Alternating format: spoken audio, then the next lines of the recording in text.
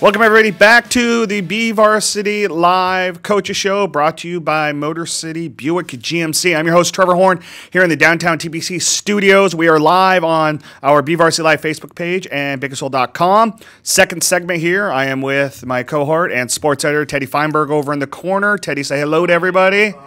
We see John Metis' shoes there. And we got AJ Gass, now in his fourth season at Garces. Yep. Before we get started, BHS plays your old high school. They do. Open up with it. It's going to be a very competitive game on both ends. Yeah. It's for you. I mean, I know you're playing BCHS that night, but or actually the following night. Do you take a vested interest just because it's a school that you play in league against a school that you used to coach? Well, yeah. For me, there's a lot of things that make it interesting. I know where my mind's going to be, but after the dust settles, it'll be interesting to go back and watch that game. For you guys, I'm always so intrigued with your program because I think your second year really was kind of like getting set up for something really special. And then sadly, Connor Bruce breaks his leg at Edison, and everything just kind of takes a different turn. And then last year, rough start, but you guys finished off the right way. I know that loss against Tulare Union was tough, but the best running back in the nation maybe last year that you were going up against. So, but you bring so many key pieces back. You bring a strong O-line. You lose Isaiah Martin, but you bring two starting safeties. You got a Joseph Campbell at quarterback coming back, who I think is bigger, stronger, better than ever, and I think he's a big, solid signal caller. In your thoughts, where's your excitement level knowing that you're only 9 days away? I keep my excitement level down. We still have a lot of work to go to do before we take that field. But I like where we're headed. I think those guys coming back, the bulk of the guys coming back, we got 24 seniors. The year before we had 7. So there's a strong group of senior leaders out there. All of them have experience, and I know they're all hungry. Well, and that's a big thing. When you're going into year 4, and I think I asked George Falgout up at Taft the same thing. You got guys that have been in your program since they were freshmen. You've had your hands on them since they stepped on campus. How big is that for you, building a culture? Well, I think it's huge because those guys, again, they heard it from day one, so they don't know any other way. I'm most pleased with how they've developed physically. I think the level of strength and athleticism that these kids have developed over the past 4 years it gives me a lot of excitement to see what they're going to do their senior year on the field. It's been a fun process. I don't want to get completely into your schedule just yet. We'll get into that in just a second. But 4 of your 5 non-league games are all parochial schools. Right. And one of them happens to be, and this is what I'm getting to, is St. Joseph out of Santa Maria. Right. You bring those 13 schools in the central section this year. It allows you guys to have more than 8 teams in a playoff. Yeah, no doubt. And you don't start the quarterfinals in the same week that everybody else has. How much does bringing those schools in bolster the kind of strength and schedule and the competitiveness that we need in the central section to get more of a status quo against the southern section and Sac Joaquin? Right. Well, I think it does. There's very good teams in that former coast section. For us to bring them in, I thought it was slightly unique in trying to find somebody in there to put on our schedule, and then I look at them and then they're hitting all types of central section teams. But for us, being a Catholic school, being a team that has traditionally been a very strong program, it just allows us to get out and test ourselves against what was a Division I opponent. Last 4 years, we talked to Brian Nixon about Sammy Stewart as his running back going into his 4th year as a varsity starter, 1 year at Golden Valley and the last 3 at Liberty. You graduated the school's greatest running back, right, in Isaiah Martin. How do you transition to that this year, leaving that all behind with graduation? Yeah, it's tough. Like I say, you're never going to replace Isaiah. I mean, the kid did such an amazing job carrying our program when we were weak in certain positions. We always knew, give it to Isaiah. He's going to give us everything he's got. So filling that void is never going to be full.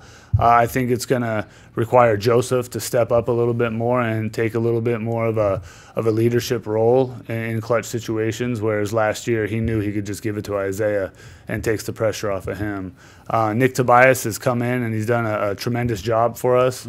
Obviously, there's some differences between he and Isaiah, but he does a few things better than Isaiah did as far as pass protection and catching the ball out of the backfield, which for us just gives us another element of having a weapon out there that Joseph can get the ball to.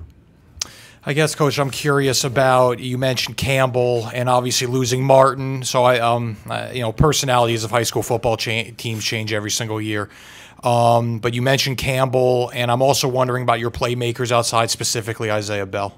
Yeah, I think Isaiah and Joseph had pretty good chemistry coming in at the same year on the freshman program. If you watch some of those games, it was, you could see there was something developing there. To see how far they've come, especially through this particular offseason, has been something special to watch. And they just have that that Jerry Rice, Joe Montana combination that we're looking forward to. I love this quote of Isaiah Bell. Quote, "I'm probably the fastest receiver out there. I had a lot of 7-on-7, did really well out there. I have a great quarterback to put the ball where it needs to be." Obviously, you love the confidence out of a kid like that. Absolutely. That's confidence. That's not cockiness. I think if you talk to Isaiah, he's going to be very humble in how he talks about his opponents. I think the one thing that Isaiah does have is, he runs track. And we all know what track is, that rely on me sport. And when he gets in the blocks, he's a different cat. So he brings a little bit of that to our offense. And again, put the ball in his hands and watch what happens. And do you think he's the fastest receiver out there? No, but it doesn't matter what I think. No. I mean, we'll let him think that. He's clearly going to be a playmaker. There's Absolutely. No doubt, and he believes in himself, like you said. When he said that, I was like, I wonder what Coach Gass thinks about that. But yeah, he is fast. And when the ball's in his hand, he's not going to let himself get caught. But we have a couple other guys that really push him in that speed area. But I think as far as distance goes and the big play, I think that Isaiah is going to be our guy. Who are those other speedsters? Well, Colin Rankin, it was a JV guy last year. Right. Transferred in, chose to play JV. Transferred from BCHS? No, I transferred in from, I want to say, Foothill maybe. Okay. But he chose to play JV. He didn't want to sit and miss any competition. And he did a tremendous job showing us what he's capable of on the football field. So now he enters his senior season, and we know exactly what he's good at and where he best fits our offense. And for him, he's going to be our turn a short pass into something big. Got to ask about the place kicker. Dulles, I believe, correct? Peter Dulles. Made some huge kicks last year. First game I covered here, he knuckleballed a 33-yarder over the upright to beat BHS, which was pretty classic. But talk about having that weapon. Special teams are obviously so important in football. I mean, I think huge momentum plays come on special teams. To have a kicker like that is, I don't know if it's rare, but it's a nice luxury to have. Well, it's comforting. The year before we had Brandon Villalobos, who kind of was the same guy. Just put him in a general area, and he's going to get you 3 points. Peter's the same way. He's very calm, very collected. As a sophomore, being able to see the clutch kicks that he made under those pressure situations was awesome. And again, he's our starting corner as well. Yeah. So. Both of those positions are ones where it's an all eyes on me type deal, and he never flinched. Okay. And I think having that is very comforting for our offense. No doubt. During the 7-on-7 season, you and I sat back there and watched your guys go, and I love the fact that you've got 2 senior leaders at safety between Isaac Bowers and Nick Sill. How much of that confidence on the defensive side of the ball do you get knowing that you've got 2 leaders back there that kind of oversee the whole offense or the whole defense? The whole defense, yeah. It's awesome. I mean, anytime you can have 2 kids as smart as them from a football standpoint and as athletic as them back there running the show, it doesn't really phase you if the ball squeaks through the front seven, because those two guys are there to run it down and create a big play. They're going to have very, very strong seasons. I'm hoping the ball doesn't get to them, but Sure. I think if the ball's in the air, both of those guys have great range, and they really like to hit. So I'm anticipating, some knockout shots over the middle. I want to go back to, we were talking about Isaiah Bell and being a track guy. Mm-hmm. You've got so many multi-sport athletes on your team. I mean, you think about the guys that have been so good for you. Isaiah Martin was a state qualifier, state placer in wrestling. You had Connor Bruce and Cam Roberson, who were both great sprinters for you on the track team. How much of that really does solidify you, knowing that they are just great athletes that are able to, perform for you? I think that's one of the things that is special about our campus, is that we're small enough to where we don't have the luxury to have a kid year round do one thing. I'm not a firm believer in controlling a kid's 365 days. Right. I think it's important that they work on different skills and different sports and hear different coaches, and test themselves in different arenas. So I'd say that maybe a handful of kids on our football team only do one sport. Most do two, and several do three. So Sam Sikowski's out there. Yeah, they don't know how to stand still. It's a special deal knowing that these kids go out and give us their all in whatever sport they're in. Right. It's a cool group to be around.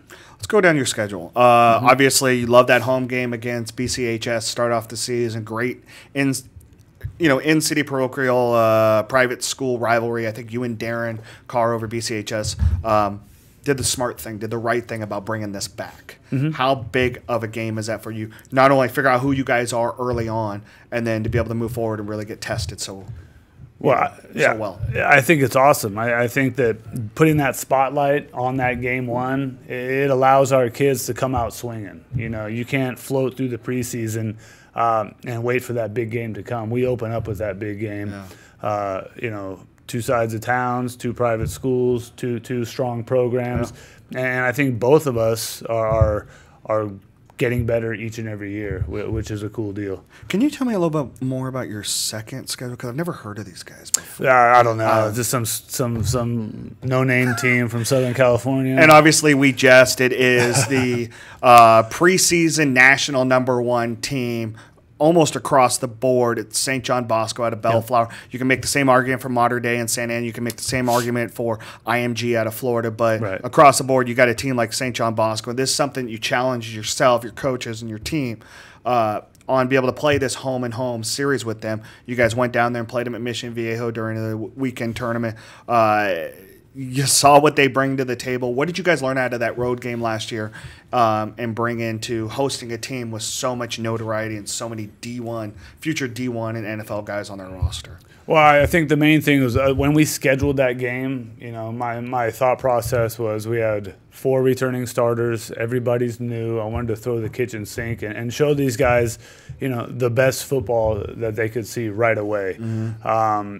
Really, my mindset was to let this senior class have a chance to compete when they have a little bit of seasoning under their belt. So it allows us to test ourselves, find guys who are going to step up in these situations, find areas that we need to improve upon. And for our players, they know all of those guys, and they know what offers they have, and they know where they're going. So for them, it's an extra added bonus to be able to say I went out and competed versus top-level talent in the nation. Yep. And then you've got St. Joseph, which I already talked about, September 8th on a Saturday. You've got your great rivalry against Memorial, who they're scary. They're going to be legit. They are probably the odds-on favorite in D3. And then you finish off with one of the oldest and best rivalries in the Central Section with Tehachapi at home before you take a bye and you start off league. Mm-hmm. What are those first 5 weeks set you guys up for before SWL play? Again, it's testing ourselves against size, which Bosco's got size, Bosco's got speed, San Joaquin Memorial's got size and speed. Mm-hmm. Tehachapi is just going to be one of those grinded out, bare knuckle brawl type games like it was last year.